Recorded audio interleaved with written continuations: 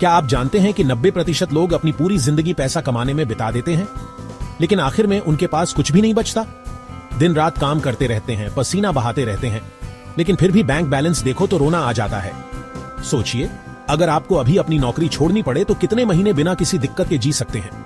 अगर जवाब 1 महीना भी नहीं है तो समझ लो ये वीडियो आपके लिए है।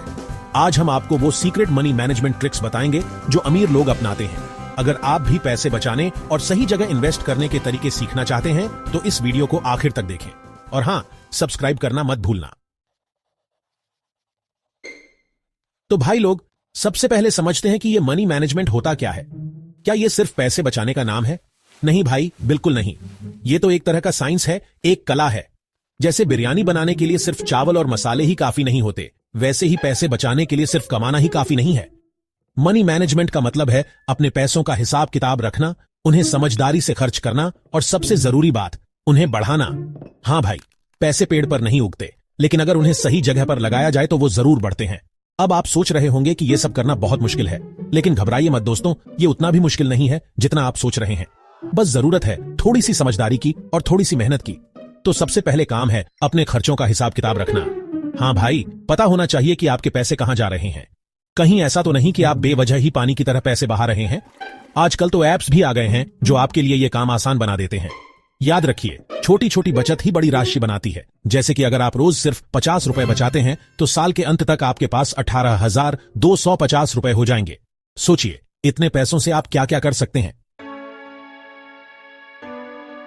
चलो भाई, अब बात करते हैं कुछ जुगाड़ की, कुछ ऐसे तरीकों की जिससे आप अपने पैसे बचा सकते हैं। और नहीं, मैं आपको कोई ऐसा उल्टा सीधा काम करने को नहीं कहूंगा जिससे आपको शर्मिंदगी उठानी पड़े। सबसे पहला और सबसे आसान तरीका है, अपनी इनकम को 3 हिस्सों में बांट लो। पहला हिस्सा अपने जरूरी खर्चों के लिए, दूसरा हिस्सा अपने शौक और मौज मस्ती के लिए, और तीसरा हिस्सा जो सबसे जरूरी है वो है सेविंग और इन्वेस्टमेंट के लिए। अब सवाल यह है कि इन तीनों हिस्सों में कितना कितना पैसा डालना चाहिए। तो भाई, एक फॉर्मूला है जो आप अपना सकते हैं, 50, 30, 20। मतलब अपनी इनकम का 50% हिस्सा जरूरी खर्चों के लिए, 30% हिस्सा लाइफस्टाइल खर्चों के लिए और 20% हिस्सा सेविंग और इन्वेस्टमेंट के लिए। हां, मैं जानता हूं कि शुरुआत में 20% सेविंग करना थोड़ा मुश्किल लग सकता है, लेकिन यकीन मानिए, अगर आपने ये कर लिया तो बाद में जाकर आप खुद को थैंक्स बोलेंगे। और हां, जरूरी नहीं कि आप शुरुआत में ही 20% से करें। आप 10% से भी शुरुआत कर सकते हैं और धीरे धीरे अपनी सेविंग को बढ़ा सकते हैं। चलिए अब बात करते हैं उन खर्चों की जो हम बिना सोचे समझे कर देते हैं और बाद में पछताते हैं। हां दोस्तों, मैं बात कर रहा हूं इंपल्स खरीदारी की। ये वो खर्चे होते हैं जो हम जरूरत न होने पर भी कर देते हैं, सिर्फ इसलिए क्योंकि उस वक्त हमें वो चीज बहुत पसंद आ गई होती है। जैसे कि मान लीजिए आप मॉल गए हैं और वहां आपको एकदम शानदार जैकेट दिखाई देती है। अब आपके पास पहले से ही कई सारी जैकेट्स हैं, लेकिन ये जैकेट इतनी ज्यादा पसंद आ गई है कि आप उसे खरीदे बिना रह नहीं पाते और फिर घर आकर सोचते हैं कि यार, ये मैंने क्या कर दिया। तो दोस्तों, ऐसे इंपल्स खरीदारी से बचने का सबसे अच्छा तरीका है कि आप शॉपिंग करने से पहले एक लिस्ट बना लें कि आपको क्या क्या खरीदना है और फिर उसी लिस्ट के हिसाब से शॉपिंग करें। अगर कोई ऐसी चीज है जो लिस्ट में नहीं है तो उसे मत खरीदें, चाहे वो आपको कितनी भी पसंद क्यों ना आए। एक और तरीका है जिससे आप इंपल्स खरीदारी से बच सकते हैं, अपने आप को समय दें। अगर आपको कोई चीज बहुत ज्यादा पसंद आती है तो उसे तुरंत मत खरीदें, कुछ दिन इंतजार करें। हो सकता है कि कुछ दिन बाद आपका मन ही बदल जाए और आप उस चीज को खरीदने का मन ही न करें। याद रखिए, छोटी छोटी बचत ही बड़ी राशि बनाती है।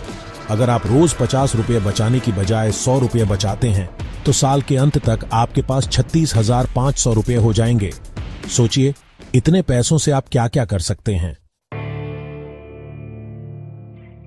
चलो भाई, अब बात करते हैं कुछ सीरियस बातें, कुछ ऐसी बातें जो आपकी जिंदगी बदल सकती हैं। हां भाई, मैं बात कर रहा हूं इन्वेस्टमेंट की, क्योंकि सिर्फ पैसे बचाना ही काफी नहीं है, उन पैसों को बढ़ाना भी जरूरी है। और इसके लिए जरूरी है कि आप अपने पैसे को काम पर लगाएं। अब आप सोच रहे होंगे कि इन्वेस्टमेंट तो अमीर लोग करते हैं, हमारे जैसे मिडिल क्लास लोगों के लिए तो ये सब सपना ही है। लेकिन भाई, ये बिल्कुल गलत है। आजकल ऐसे कई सारे ऑप्शन हैं जहां आप थोड़े थोड़े पैसे से भी इन्वेस्टमेंट शुरू कर सकते हैं। सबसे पहले बात करते हैं म्यूचुअल फंड की। ये एक ऐसा ऑप्शन है जहां आप थोड़े थोड़े पैसे से भी शेयर मार्केट में इन्वेस्ट कर सकते हैं। और सबसे अच्छी बात यह है कि इसके लिए आपको शेयर मार्केट की ज्यादा जानकारी होने की भी जरूरत नहीं है। बस आपको एक अच्छा सा म्यूचुअल फंड चुनना है और उसमें नियमित रूप से SIP के जरिए इन्वेस्ट करना है। दूसरा ऑप्शन है PPF यानी पब्लिक प्रोविडेंट फंड। ये एक सरकारी स्कीम है जो आपको टैक्स बेनिफिट के साथ साथ अच्छा रिटर्न भी देती है। इसमें आप हर साल 1.5 लाख रुपए तक का इन्वेस्टमेंट कर सकते हैं। तीसरा ऑप्शन है FD यानी फिक्स्ड डिपॉजिट। ये एक बहुत ही सुरक्षित इन्वेस्टमेंट ऑप्शन माना जाता है। हालांकि इसमें रिटर्न थोड़ा कम मिलता है, लेकिन अगर आप रिस्क नहीं लेना चाहते हैं तो आप FD में इन्वेस्ट कर सकते हैं। और हां, अगर आपको शेयर मार्केट की अच्छी जानकारी है तो आप सीधे शेयर मार्केट में भी इन्वेस्ट कर सकते हैं, लेकिन इसमें रिस्क ज्यादा होता है, इसलिए सावधानी जरूरी है। याद रखिए, इन्वेस्टमेंट करने से पहले अच्छी तरह से रिसर्च जरूर कर लें।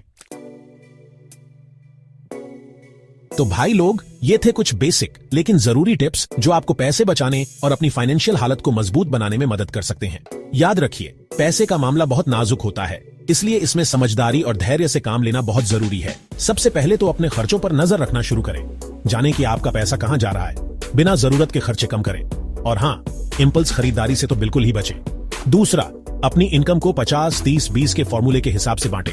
50% जरूरी खर्चों के लिए, 30% लाइफस्टाइल खर्चों के लिए और 20% सेविंग और इन्वेस्टमेंट के लिए। तीसरा, नियमित रूप से सेविंग और इन्वेस्टमेंट करें। शुरू में थोड़े थोड़े पैसे से ही शुरू करें, लेकिन नियमितता जरूर रखें। याद रखिए, बूंद बूंद से ही घड़ा भरता है।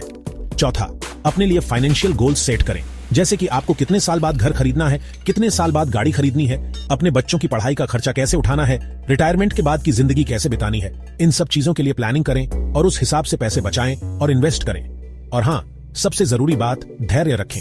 रोम एक दिन में नहीं बना था। अपने फाइनेंशियल गोल्स को हासिल करने में समय लगता है, लेकिन अगर आप नियमित रूप से मेहनत करेंगे तो एक दिन जरूर कामयाब होंगे। और हां, इस चैनल को सब्सक्राइब करना मत भूलना, क्योंकि यहां पर आपको ऐसी ही मजेदार और जानकारी से भरी वीडियो मिलती रहेंगी। तो भाई लोग, ये थी आज की वीडियो। उम्मीद है कि आपको ये पसंद आई होगी। अगर आपको ये वीडियो पसंद आई तो इसे लाइक करें, अपने दोस्तों के साथ शेयर करें और कमेंट में बताएं कि आपको कौन सी टिप सबसे ज्यादा पसंद आई। और हां, इस चैनल को सब्सक्राइब करना मत भूलना, क्योंकि यहां पर आपको ऐसी ही मजेदार और जानकारी से भरी वीडियो मिलती रहेंगी। तो मिलते हैं अगली वीडियो में, तब तक के लिए बाय बाय।